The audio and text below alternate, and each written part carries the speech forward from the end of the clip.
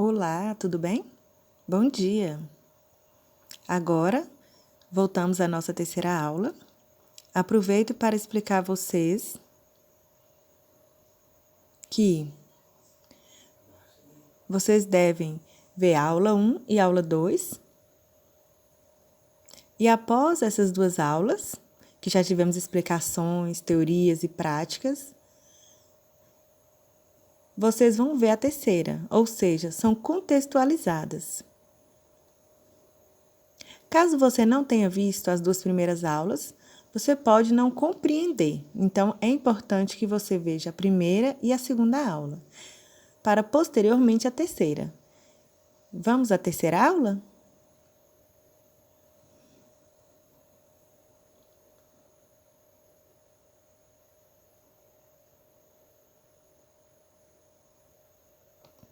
Agora, essa é a nossa terceira aula.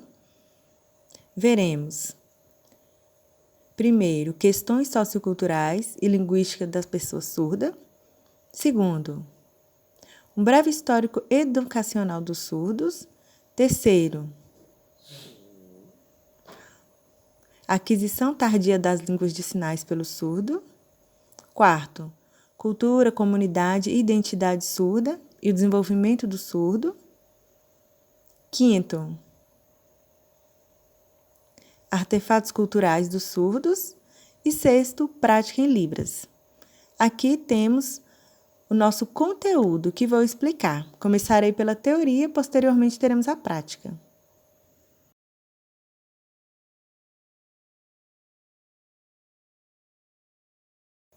Agora, vocês já sabem que, conforme aprenderam na aula 1 e 2, vocês podem perceber que a língua de sinais é uma língua. Sim. A língua de sinais tem características próprias, que a torna uma língua, assim como a língua oral. E aqui nós temos duas línguas, mas de modalidades diferentes. Por exemplo, temos a língua de sinais, que é uma língua visoespacial, e a língua oral, que é uma língua oral auditiva. Percebam que há essa diferença.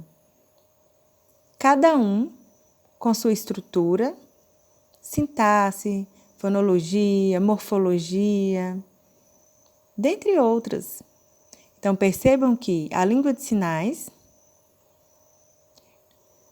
cada país tem a sua. No Brasil, nós temos a Libras.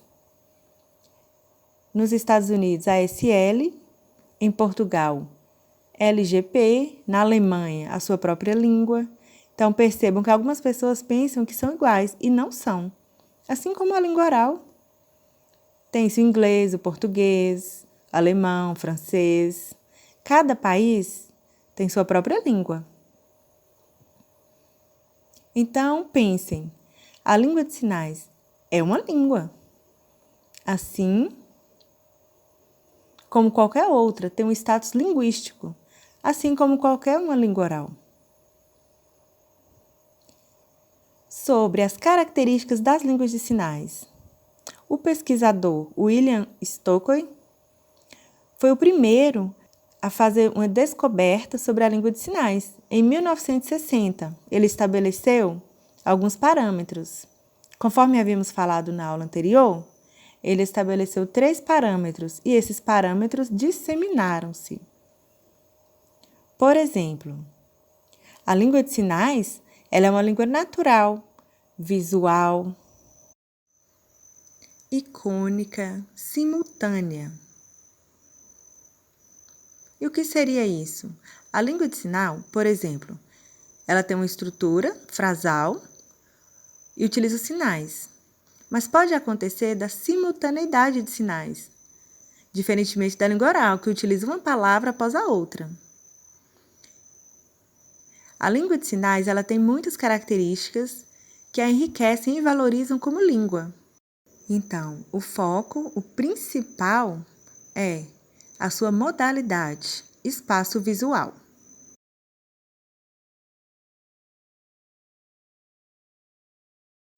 Então, é preciso que vocês tenham em mente que há questões socioculturais e linguísticas. Às vezes, as pessoas do contexto social veem a língua de sinais e a colocam em um nível não linguístico, não a valorizam. Pensam que não há sinais para a comunicação eficiente, que há barreiras. Então, essa é a visão da sociedade. Mas a língua de sinais ela é muito importante e precisa ser disseminada. Todos precisam conhecê-la. Durante muito tempo, no contexto histórico, houve práticas contra a língua de sinais e contra os surdos, o ouvintismo, que trouxe muitas barreiras e exclusão para as pessoas surdas. Isso é histórico. A imposição da oralização, a imposição de se igualar ao ouvinte, em detrimento da língua de sinais e das suas experiências. Então, é preciso perceber que há uma diferença entre as duas línguas e que a língua de sinais é a língua da pessoa surda, que traduz a sua cultura, a sua identidade, é a língua que vai favorecer a sua comunicação. Então, o surdo ele tem que aceitar a sua língua, sua identidade, sua cultura, sua história, se aceitar como surdo, orgulhar-se de ser surdo. Diferentemente das pessoas que utilizam a língua oral, o surdo ele se comunica por meio da sua língua, que é diferente.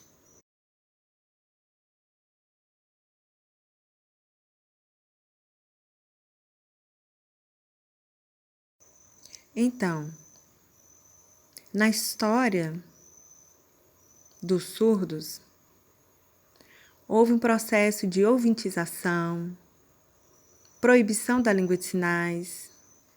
Oriento a vocês que leiam o livro que eu postei, intitulado Aprenda Libras com Eficiência e Rapidez. Então, lá você vai ler e está bem explicativo, você vai se interessar. Leia da página 26 até a 50. Leia para que você possa entender as especificidades da história, mesmo que de forma resumida. Então, no contexto histórico, a língua de sinais ela foi proibida. Teve um evento que aconteceu em 1880, um congresso, o Congresso de Milão, onde foi votado sobre a metodologia oralista ou uso da língua de sinais. A maioria das pessoas votou na metodologia oralista, em detrimento da língua de sinais. E assim disseminou-se pelo mundo. Todas as escolas foram obrigadas a utilizar o oralismo e proibir a língua de sinais. Algumas poucas escolas aceitavam ainda a língua de sinais. Então, nessa época, tinha 3 metodologias para o ensino dos surdos. O oralismo, que não utilizava a língua de sinais.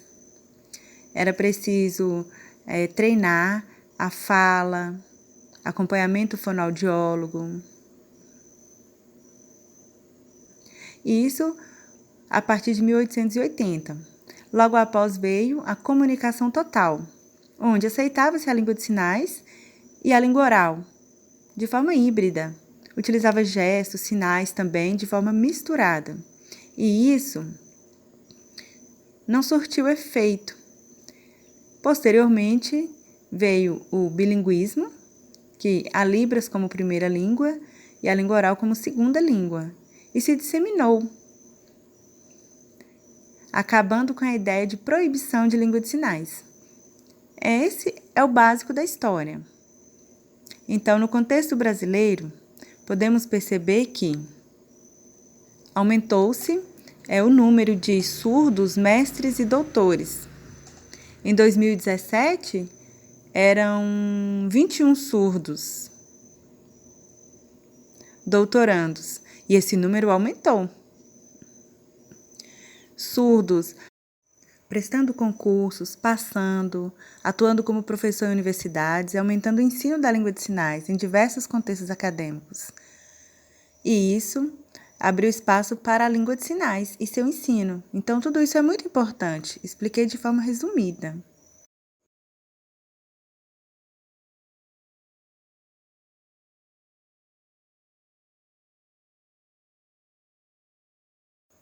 Então, pelo Brasil, há aproximadamente 30 professores que atuam em universidades. Percebam que aumentou o número. Eu, por exemplo, sou um professor de Libras, sou surdo. Então, as pessoas me veem, vocês me veem utilizando a língua de sinais.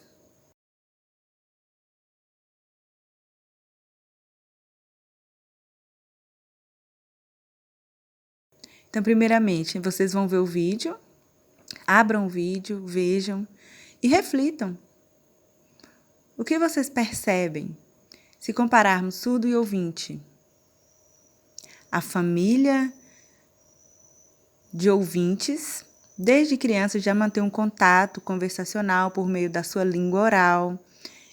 Essa criança ouvinte vai para a escola. E o surdo? Nasce surdo, a maioria das famílias são ouvintes, uma porcentagem mínima é surda. Esse surdo não conversa, não se comunica com sua família, tem atraso linguístico, não adquire a língua de sinais, não desenvolve a língua de sinais e com isso tem muitos prejuízos. Então, vocês podem ver o vídeo.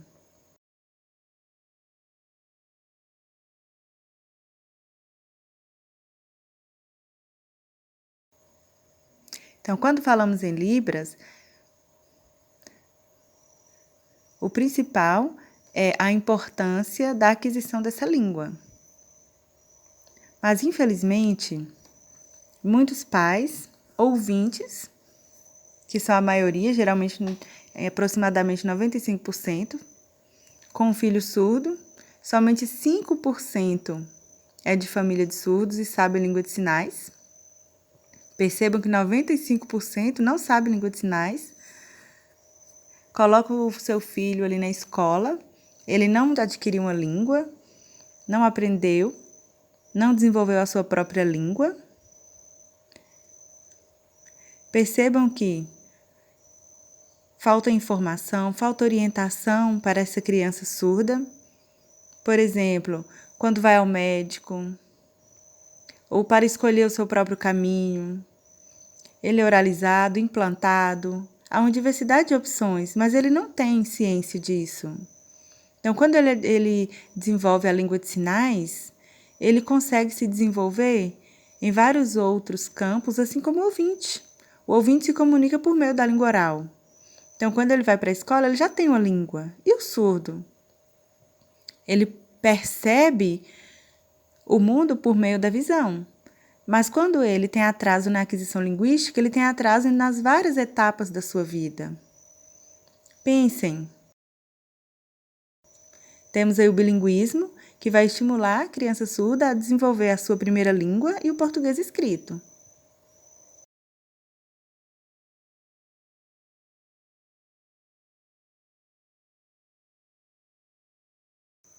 A autora Ronice explica que, em seus estudos sobre Libras, crianças surdas, codas, que são surdos com filhos ouvintes, então adquirem as duas línguas,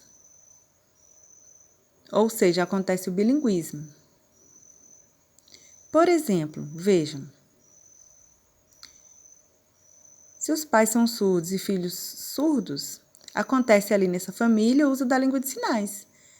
E essa criança surda vai se desenvolver assim como o ouvinte no seu contexto familiar. Quando os pais são surdos e a criança ouvinte, essa criança se torna bilíngue. Utilizará as duas línguas no contexto social e escolar.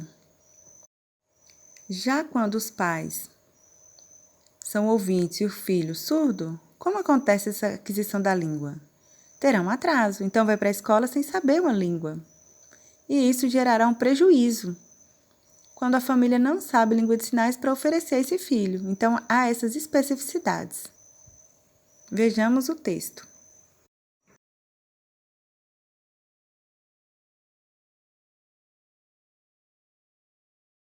Agora, falaremos sobre cultura, identidade surda e o desenvolvimento do surdo.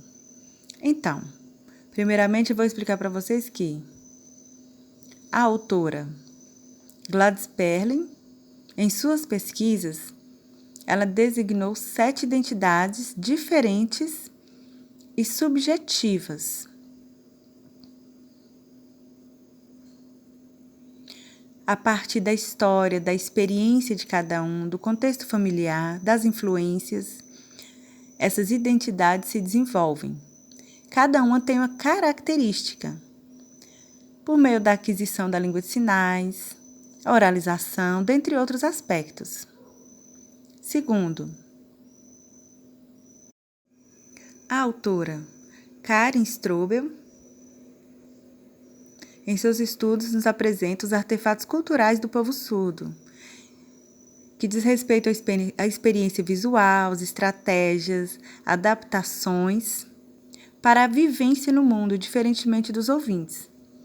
E terceiro, a autora Ronice, ela explica que é de extrema relevância que os surdos, em qualquer idade, tenham contato com seus pares, para aceitar sua identidade, desenvolver a identidade, o comportamento, conversar, ter experiências, desenvolver identidades. Isso é muito importante. O contato é de extrema relevância.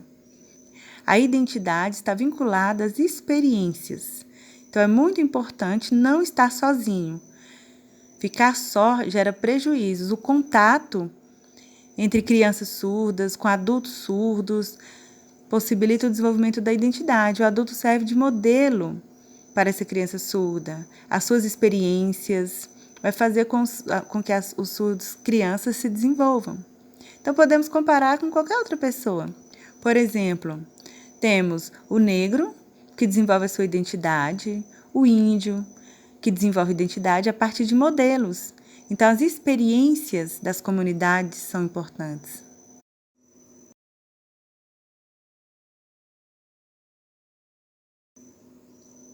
Então, temos aqui 3 aspectos: cultura surda, povo surdo e comunidade surda. Vejamos, cultura surda é a experiência, é o jeito de cada um experienciar, perceber o mundo. Adquirir a sua língua, a língua de sinais. É a forma de se abrir para o mundo. Por exemplo, para bater em uma porta, como o surdo vai fazer? Então, tem estratégias, tem a campainha luminosa, que é uma adaptação em detrimento do som. Então, isso possibilita que o surdo tenha outras experiências próprias da cultura surda. Os ouvintes são muito atentos à percepção por meio do som, já os surdos é por meio da visão. O segundo, povo surdo. O que é? Um grupo de surdos que se interagem, têm experiências, se contactam, têm uma história, contam história, piadas, interagem. Então, está relacionado aos movimentos desse povo surdo, às suas experiências, suas lutas por seus direitos. Diz respeito a essa comunidade. Terceiro, temos já uma comunidade surda. Aqui são pessoas que utilizam a língua de sinais, que podem ser intérpretes, professores, amigos, ouvintes. Não é somente surdos. Todas as pessoas podem entrar desde que utilizem a língua de sinais em diversos contextos, como, por exemplo, na igreja, associações, conversa entre amigos. Então, o principal aspecto é o uso da língua de sinais. É a comunicação com o surdo por meio da língua de sinais. Perceberam a diferença?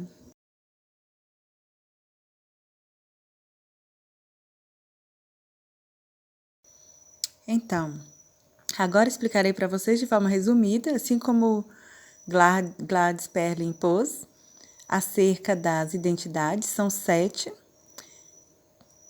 que são subjetivas e de acordo com as experiências de cada um. Vocês podem ler o texto que postarei em PDF em uma pasta no AVA. Vocês podem ler para ter a sua percepção acerca das identidades que dizem respeito às experiências, mas vou explicar para vocês. Nasce o sujeito surdo sem contato com outros surdos, somente com ouvintes. E, a partir de quando tem contato com a comunidade surda, adquire a língua de sinais e se desenvolve. Outros surdos nascem em família de surdos, onde há movimentos, lutas em favor dos seus direitos, constitui a sua identidade surda.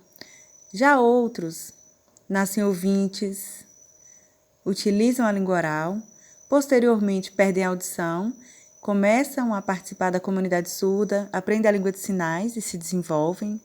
Há outros que não aceitam a língua de sinais, que têm vergonha, não aceitam a surdez. Há outros que são oralizados. Há diversos tipos, há diversos caminhos que podem especificar o sujeito surdo. E a identidade, ela é diversificada. É a partir de cada um, da característica de cada um, da história de cada um, da experiência de cada um. E cada um tem a sua própria experiência. Então, aqui, Gladys nos apresenta 7 identidades. Leiam. Então, temos aqui 4 identidades. Posteriormente, no próximo slide, 3. Então, peço que leiam. E percebam que as identidades estão vinculadas às experiências pessoais. Não há sujeitos únicos, iguais. São subjetivos e diferentes, porque têm experiências diferentes, histórias diferentes. Alguns utilizam a língua de sinais, outros não. Então, a língua de sinais é de extrema relevância para a comunicação desse sujeito surdo.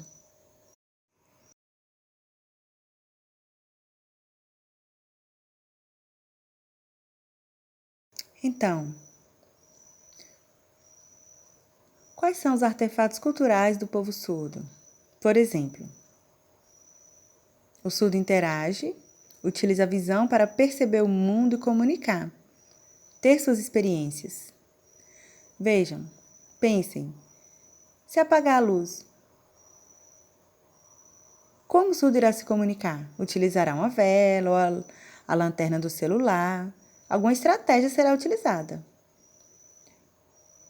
2 pessoas surdas estão namorando. Caso não tenha ali as luzes, terá outras estratégias, né? A vela. São experiências visuais. Então, o surdo é visual. O segundo artefato é o linguístico. Então, o surdo utiliza a língua de sinais, mas há uma variação, por exemplo, regional, do contexto rural, no local de trabalho, na escola. Alguns utilizam gestos, outros são fluentes, alguns fazem bimodalismo. Então, há uma diversidade que envolve a língua de sinais. Cada surdo tem a sua forma de sinalizar e interagir. Ao se encontrar com outro surdo, caso o outro surdo não saiba a língua de sinais, fará gestos. Então, são experiências que permeiam a comunicação. Sempre haverá estratégias comunicativas. Diferentes estratégias, a partir dos níveis linguísticos. Então, temos estratégias linguísticas no contexto rural. Mas essas pessoas, elas podem se desenvolver a língua de sinais a partir do contato com essa língua.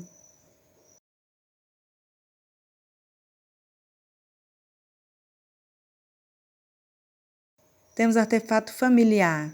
Então, os pais, como se comunicam com esse filho surdo? Há interação? Então, a experiência ela pode se dar por meio da língua de sinais. Quando o filho sabe língua de sinais e os pais, ocorre a comunicação de forma clara. O literário, a literatura surda, é uma forma de estimular a comunicação em língua de sinais, a imaginação. Pode-se contar histórias, piadas, e assim o surdo desenvolverá sua identidade. Então, terá registros históricos. Por exemplo, a história de Chapeuzinho Vermelho. Essa história adaptada, que serve como estratégia para oferecer ao surdo o entendimento. Tem o patinho surdo, que oferece também ao surdo informações. É uma adaptação do patinho feio para o patinho surdo. Então, traz várias explicações importantes para o surdo.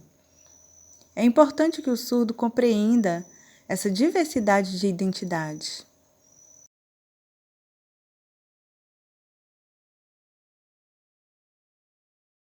Vejamos, temos esportes e cultura surda. Então, são espaços onde acontecem campeonatos e é muito visual. Há estratégias próprias. O apito é substituído por uma bandeira. Há adaptações com objetos que vibram para favorecer. Então, o surdo, ele tem a sua autonomia, ele pode viajar para qualquer lugar, para o sul, para o norte, encontrar pessoas, interagir, trocar experiências. Artes. Então, em Libras nós temos acesso a teatro, slam, dentre outros. Temos a pintura surda, uma diversidade de manifestação artística visual. Próximo.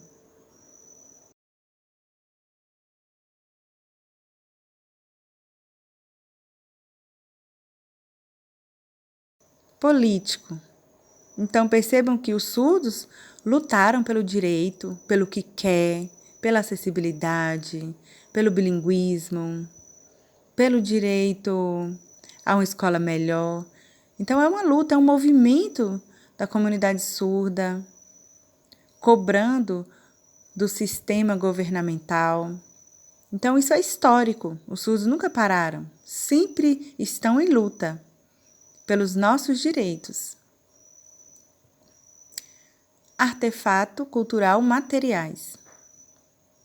Quais as estratégias que os surdos utilizam? Por exemplo, tem o celular, então utiliza webcam, WhatsApp, troca de mensagens, Instagram, dentre outros aplicativos e instrumentos que facilitam a independência. Não precisa ficar dependendo da família. Tem também um aplicativo que liga para o intérprete, ou seja, os ouvintes utilizam a tecnologia por meio da fala. Os surdos utilizam de outras formas, facilita a comunicação, é experiência visual.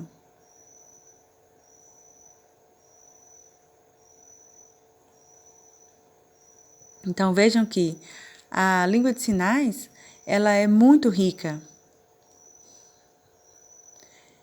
extremamente valorosa, e por meio dela podemos trocar experiências, comunicar, adquirir, aprender o mundo. Então temos uma cultura, nossas experiências, nossa língua. Então a língua de sinais, ela tem o seu valor, ela é muito importante para o surdo. É por meio da língua de sinais que é uma troca de culturas, conversas, troca de experiências, militância, luta pela acessibilidade. Nesse sentido, é preciso que a língua de sinais ganhe visibilidade. Então, é muito importante que as pessoas ouvintes, no contexto social, aceitem a língua de sinais, estejam juntas, para que sejamos realmente bilíngues.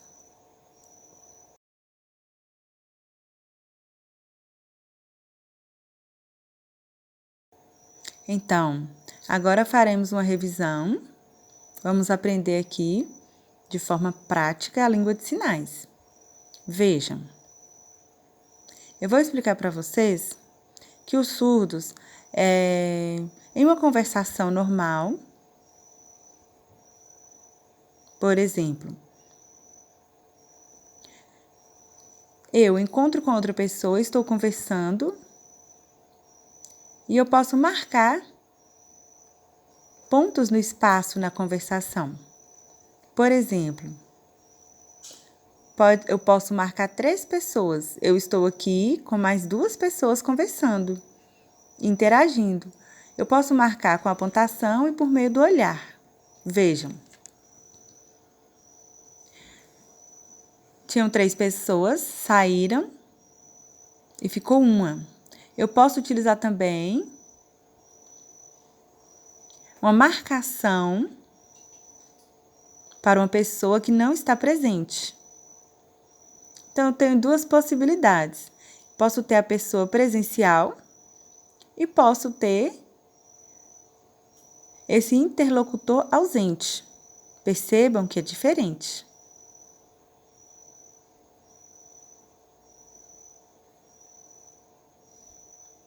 Por exemplo, vou explicar para vocês.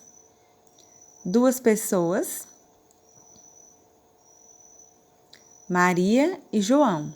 Estamos conversando.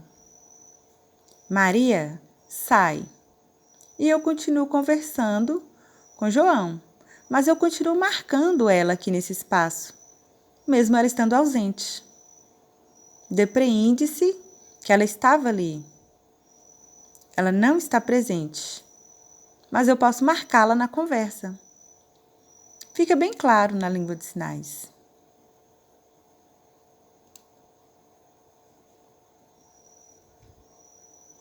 Agora, vejam, temos os pronomes. Eu marco eu, você, ele. Eu posso fazer dessa forma, marcando as pessoas do discurso. Pode ser utilizado com a marcação do espaço. Veja um exemplo.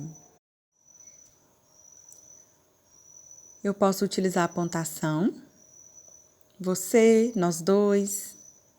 Se são 3 pessoas, nós 3. Se são 4, nós 4. Percebam a marcação das pessoas. Fica bem claro por meio da pontuação. Vejamos o próximo.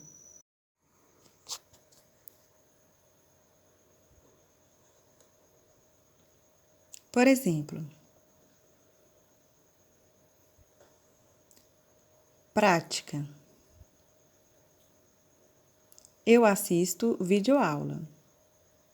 Eu assisto videoaula. B.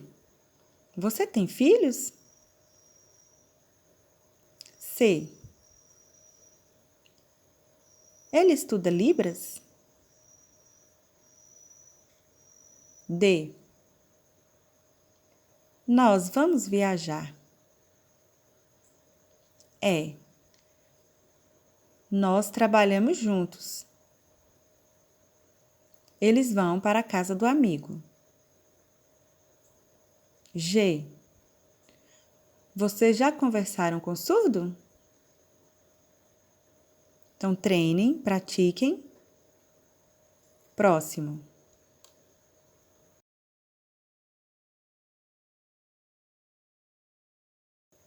Agora explicarei para vocês a pontuação. Vejam, a marcação de local. Próximo a mim, mais distante e mais distante. Compreenderam? Então, ficou bem claro porque é visual. Aqui, ali, lá. Vou mostrar para vocês um exemplo na prática.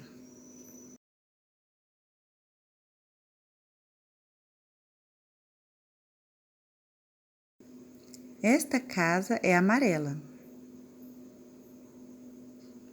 B.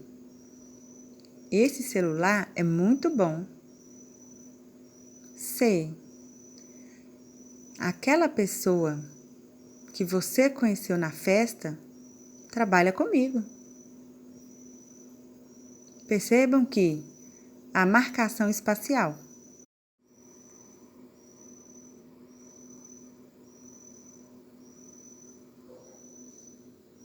Aqui temos Pronomes possessivos, meu, seu, dele. Vejam, meu, seu, dele. Vejam.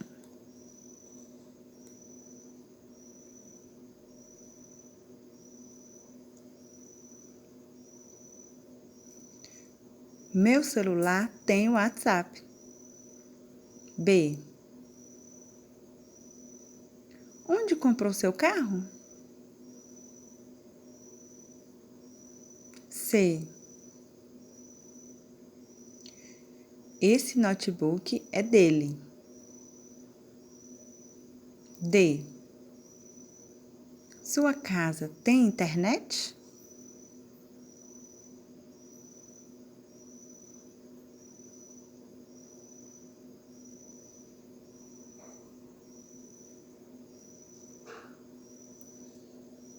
Então, sempre que for fazer uma pergunta, sempre que houver a interrogativa, é preciso a expressão para perguntar. Vejam. Quem é?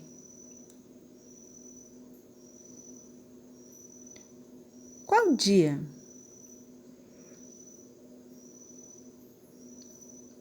Quantos? Por quê?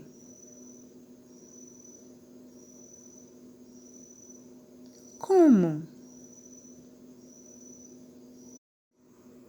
Vejam.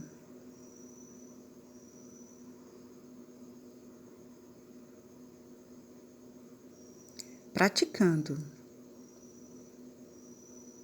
Essa pessoa, quem é? B.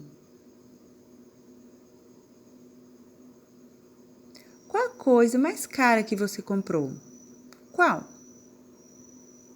Qual a coisa mais cara que você comprou? Qual? C. Terminou com ele? Por quê?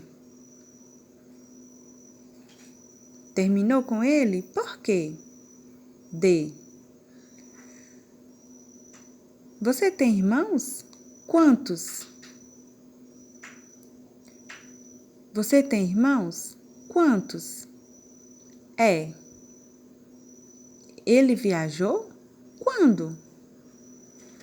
Conseguiu vaga de emprego? Como?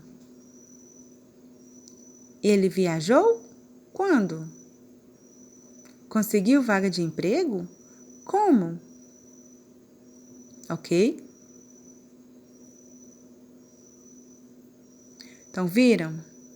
Aqui nós temos uma prática, espero que vocês tenham lido, compreendido, bons estudos, teóricos e práticos. Espero vocês na próxima aula. Tchau!